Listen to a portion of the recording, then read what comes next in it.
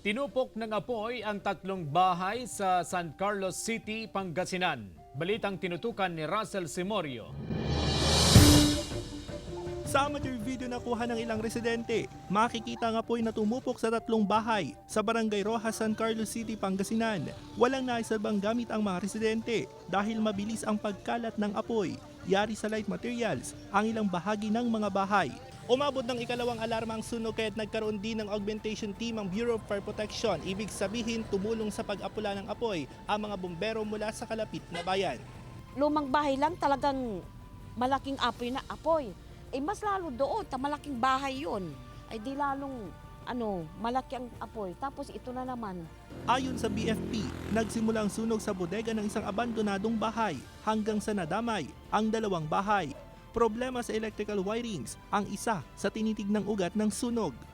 Init ng sunog, init ng panahon. Kung mamantakin mo, 2:00 ang init pa yan.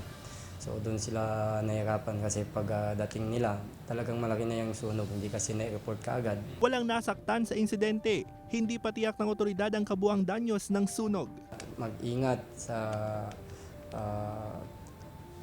sunog, sa mga naiwang kailangan i-unplug natin.